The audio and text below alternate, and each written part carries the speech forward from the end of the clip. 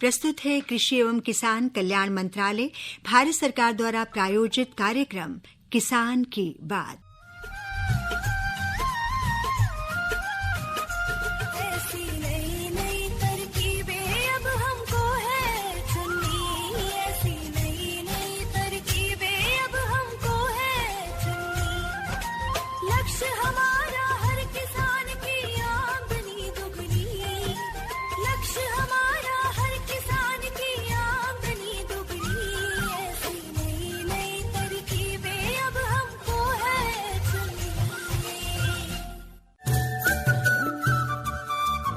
इस कार्यक्रम के प्रायोजक है कृषि एवं किसान कल्याण मंत्रालय, भारत सरकार।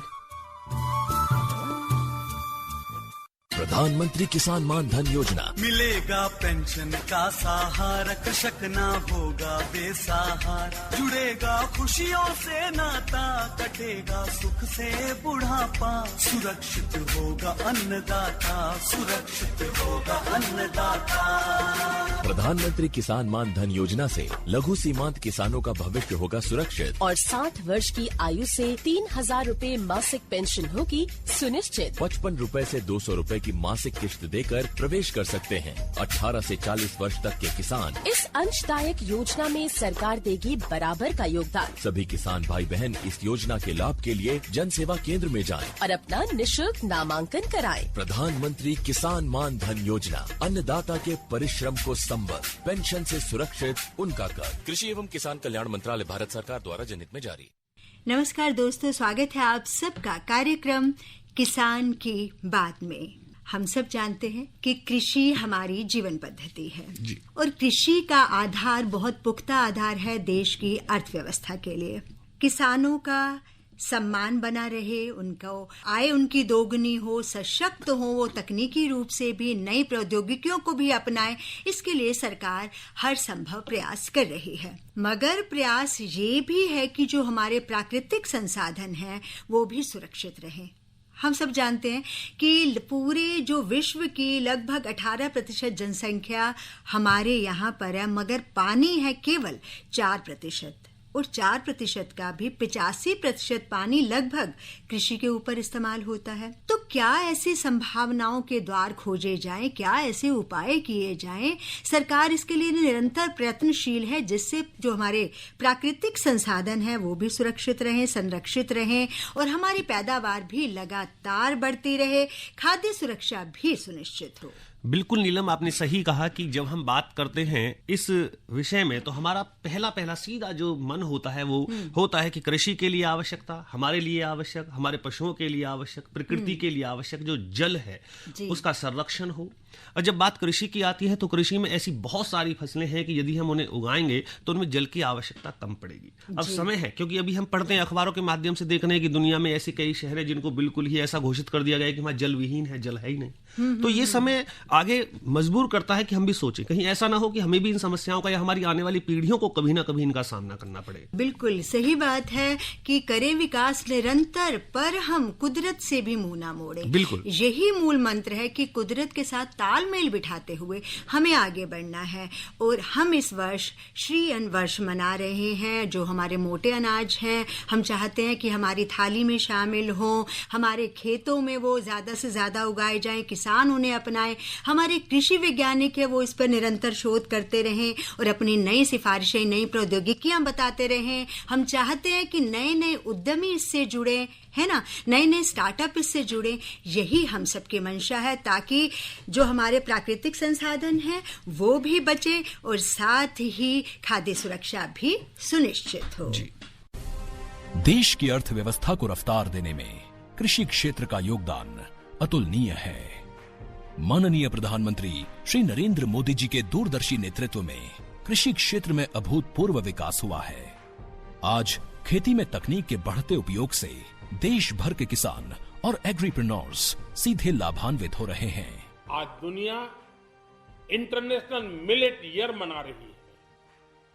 आज जब मिलेट्स घर घर में पहुंच रहा है, पूरी दुनिया में पॉपुलर हो रहा है, तो उसका सर्वाधिक लाभ भारत के छोटे किसानों के नसीब में है। और इसलिए आवश्यक है कि नए तरीके से उसको आगे ले जाएगा। बिना प्रोसेस किए हुए श्री अन्न 20 से 25 रुपए किलो बिकते हैं, जबकि प्रोसेसिंग के बाद इनकी कीमत 4 गुना तक बढ़कर 25 से 100 रुपए प्रति किलो तक हो जाती है। ऐसे में श्री अन्न की प्रोसेसिंग किसानों और एग्रीप्रेन्योर्स के लिए कमाई का शानदार जरिया बन रही है। श्री अन्न की प्रोसेसिंग 2 प्रकार की होती है, प्राइमरी प्रोसेसिंग और सेकेंडरी प्रोसेसिंग। प्रोसेसिंग में श्री अन्न की साफ सफाई और छिलके हटाना जैसे काम शामिल हैं। प्रोसेसिंग से श्री अन्न सुपाच्य और भोजन योग्य हो जाते हैं। चूंकि प्रोसेसिंग के काम में काफी मेहनत और समय लगता है, इसीलिए इसके बेहतर विकल्प के तौर पर मिलेट डीहस्कर और डीहलर मशीनें उपलब्ध हैं, जो काम को कम समय में, कम लागत और कम मेहनत के साथ जल्दी और ज्यादा कर सकती हैं। मिलेट डीहस्कर और डीहलर के उपयोग से मिनरल्स का क्षय कम होता है और पोषक तत्व भी बरकरार रहते हैं। इसीलिए आज के तकनीकी समय में इनका महत्व बढ़ जाता है। इनके इस्तेमाल से किसान बेहतर कमाई कर सकते हैं।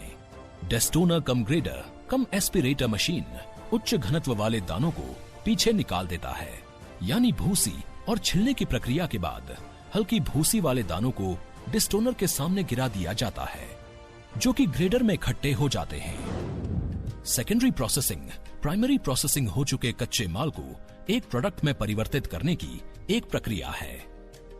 सेकेंडरी प्रोसेसिंग में puffs, snacks, flakes, instant idli mix, instant upma mix, instant dosa mix, instant pongal mix, instant laddu mix, muesli, सूजी और पास्ता, कुकीज, केक आदि बनाने के लिए सेकेंडरी प्रोसेसिंग मशीनों का इस्तेमाल किया जाता है।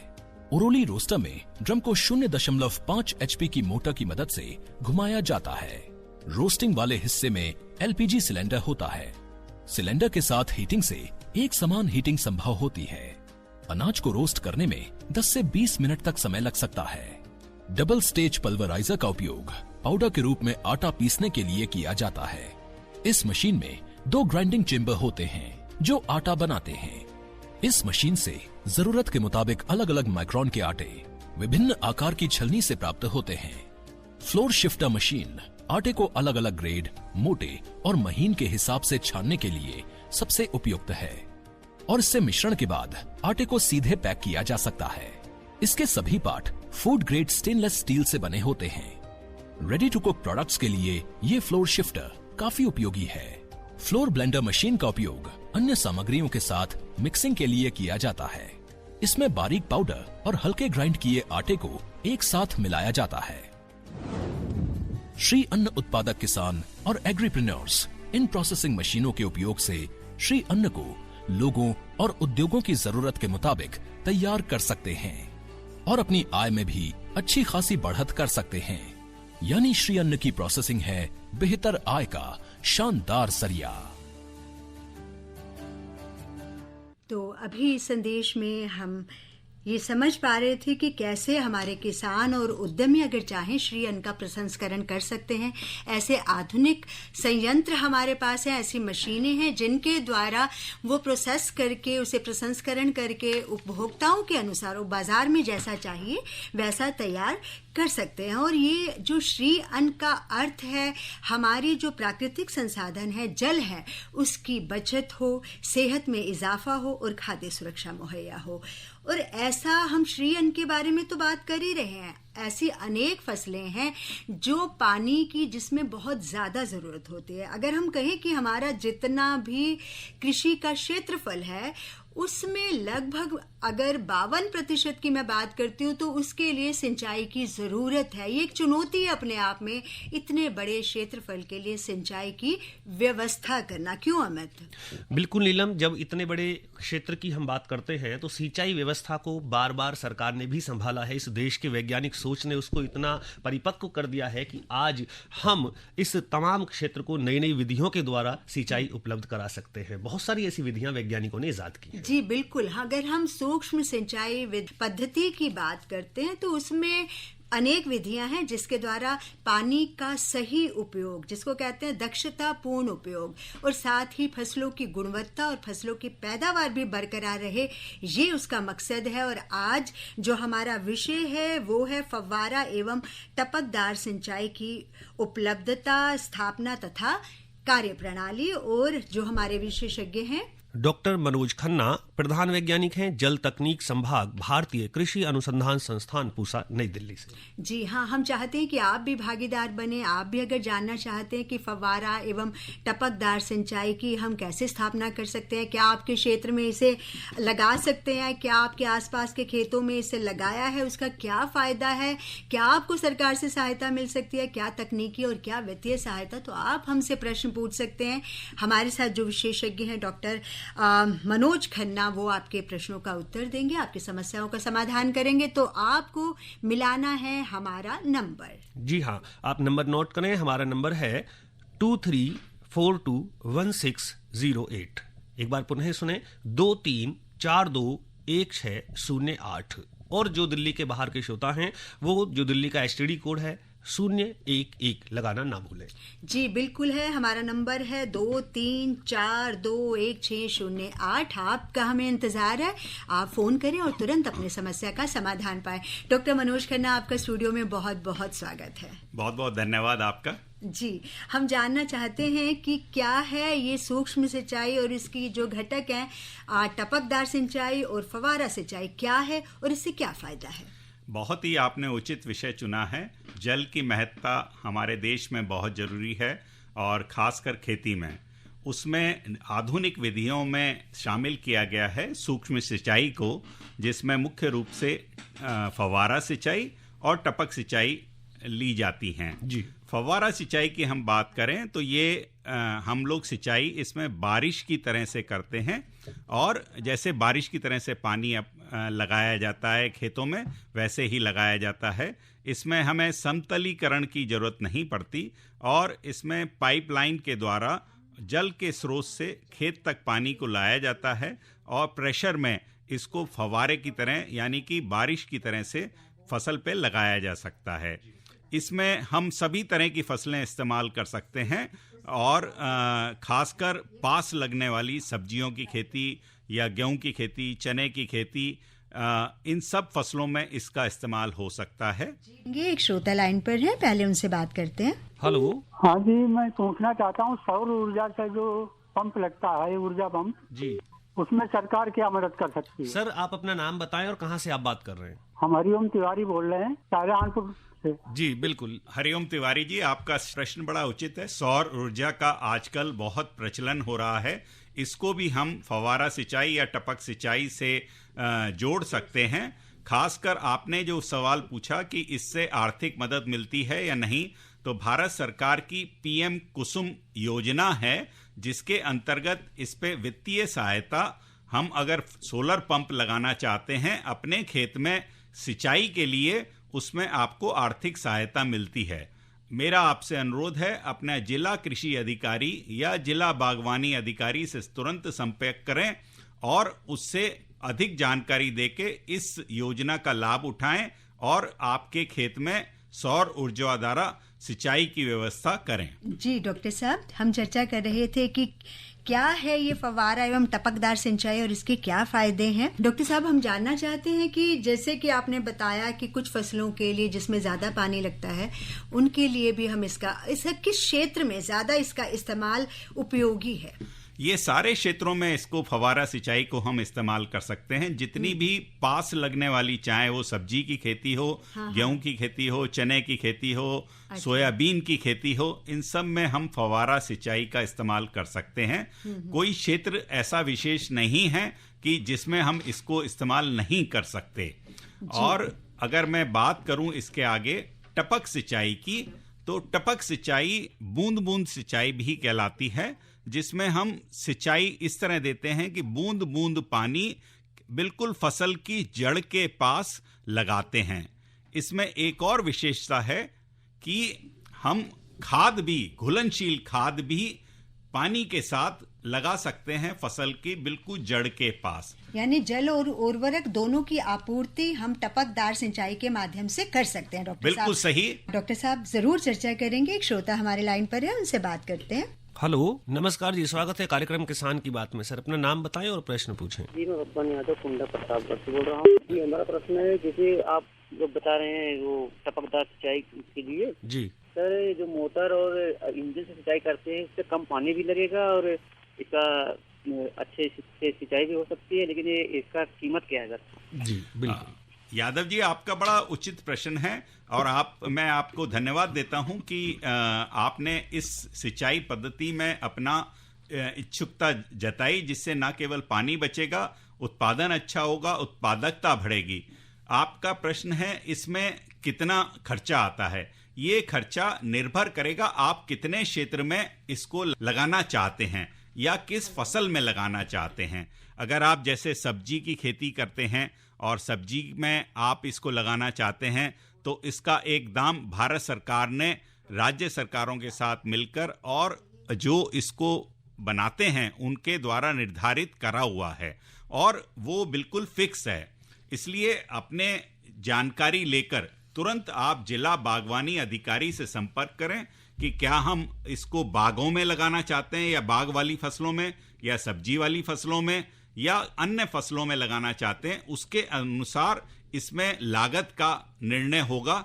इसमें ऐसे हम बताना संभव नहीं होगा कि इसमें कितनी लागत आती है। जी एक अन्य श्रोता लाइन पर है, उनसे बात करते हैं। हेलो, नमस्कार। नमस्कार जी, स्वागत है कार्यक्रम किसान की बात में। सर मैं लखनऊ से राजा बात कर रहा हूँ। जी राजा जी, प्रश्न पूछें आप। जैसा कि अभी ये फव्वारादार सिंचाई टपकदार वाली जो बता रहे हैं, तो अगर ये हम अपने खेत में इसका यूज करें तो हमें सरकारी अनुदान, सरकारी सहायता कैसे मिल सकती है और किस तरह से मिल सकती है, इसके बारे में जरा प्रकाश डालें। जी राजा जी, बहुत बहुत धन्यवाद आपका सवाल पूछने के लिए। जो फव्वारा सिंचाई, टपक सिंचाई की पद्धतियां हैं, ये प्रधानमंत्री कृषि सिंचाई योजना के अंतर्गत भारत सरकार इस पे अनुदान राशि देती है। न केवल भारत सरकार देती है, इसके अलावा राज्य सरकार भी आपको इसके लिए अनुदान राशि देती है। आपका अपनी जानकारी यानी कि अपनी खेत की जानकारी, अपना आधार कार्ड और अपनी पूरी फसल की जानकारी लेकर आप तुरंत जिला कृषि अधिकारी या जिला बागवानी अधिकारी से संपर्क करें और वहां पर एक फॉर्म होता है जिसको आप भर के दें कि मैं इतने क्षेत्र में अपने इस विधि को, टपक सिंचाई को लगाना चाहता हूं। आपको बहुत आसानी से इस पे अनुदान मिल सकता है। जैसा मैंने बताया कि इस पे भारत सरकार भी और राज्य सरकार दोनों अनुदान देती हैं। धन्यवाद आपका। एक श्रोता हमसे पूछना चाहते हैं अपना सवाल। डॉक्टर साहब उनसे बात करते हैं। हेलो जी, नमस्ते। हाँ जी, स्वागत है कार्यक्रम किसान की बात में। सर अपना नाम बताएं, प्रश्न पूछें। हाँ जी, मेरा नाम मनोहर लाल है, मैं पटौदी से बोल रहा हूँ। मेरे पास फव्वारा सेट 20 साल से है जी। ये वहाँ एक प्रॉब्लम ये है, उनकी नोजल जो है ना वो पित्तल की आती है, तो उसको रात में कोई ना कोई चोर ले जाता है। तो कोई प्लास्टिक की या और किसी चीज की नोजल चली है क्या? मनोहरलाल जी, आपका प्रश्न बड़ा सटीक है और मैं समझ सकता हूं ये समस्या रहती है कि जैसे आपका चूंकि सिस्टम बहुत 20 साल पुराना है, उस समय केवल नोजल ब्रास की या मेटल की आती थी। अब ये नोजल प्लास्टिक की भी आती है। आप तुरंत बाजार में संपर्क करें।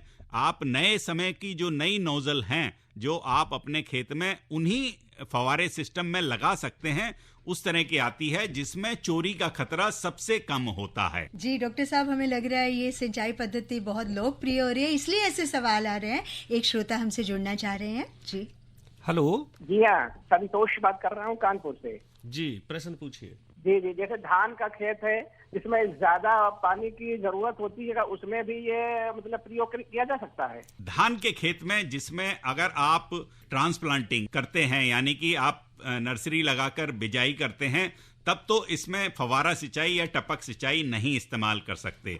अगर आप सीधी बिजाई करते हैं तो सीधी बिजाई पद्धति इस्तेमाल करते हैं, तो उसमें हम लोग इस पे अनुसंधान भी कर रहे हैं कि इसमें टपक सिंचाई बहुत आसानी से इस्तेमाल कर सकते हैं, जिससे न केवल आपका पानी बचेगा और फसल भी अच्छी होगी। जी डॉक्टर साहब, हम चर्चा कर रहे थे कि टपकदार सिंचाई द्वारा पानी और उर्वरक दोनों की आपूर्ति की जा सकती है और बचत भी दोनों की जा सकती है। इसके अलावा क्या फायदे हैं? देखिए, ना केवल इसमें फायदे हैं कि आपको जमीन का समतलीकरण नहीं करना पड़ता, खरपतवार, चूंकि पानी आप सिर्फ जड़ के पास लगा रहे हैं तो आपकी खरपतवार नहीं होती, तो आपका खरपतवार नियंत्रण रहता है, आपको ज्यादा मेहनत नहीं करनी पड़ती। वैसे अगर आप खुला पानी दें तो हमारे किसान भाई बहुत ठंड के दिनों में या बड़े गर्म मौसम में भी हमारे को खेत में खड़ा रहना पड़ता है।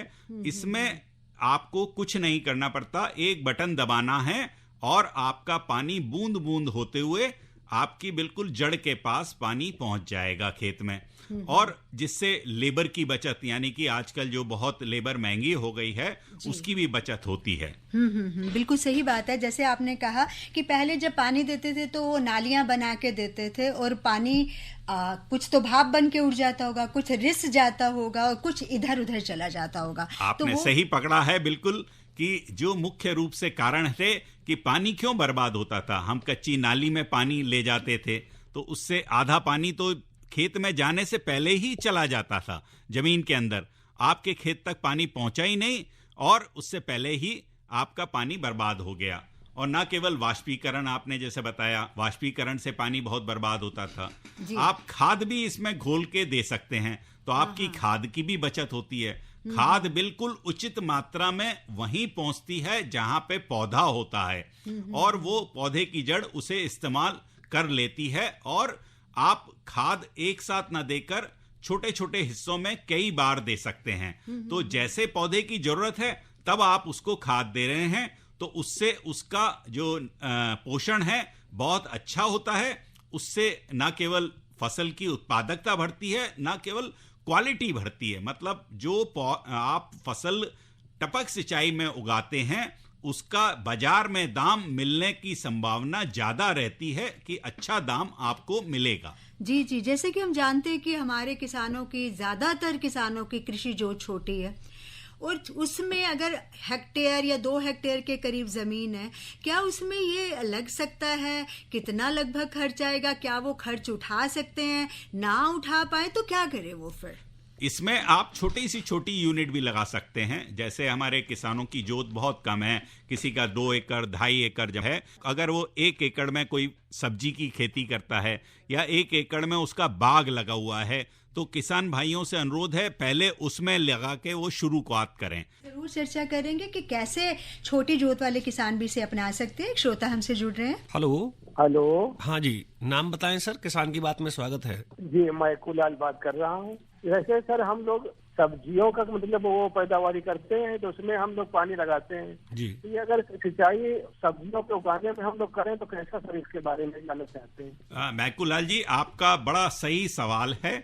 सब्जियों की खेती के लिए ना केवल आप मिनी स्प्रिंकलर जो फव्वारे का एक रूप है वो इस्तेमाल कर सकते हैं, उसके अलावा आप अगर टपक सिंचाई भी इस्तेमाल कर सकते हैं।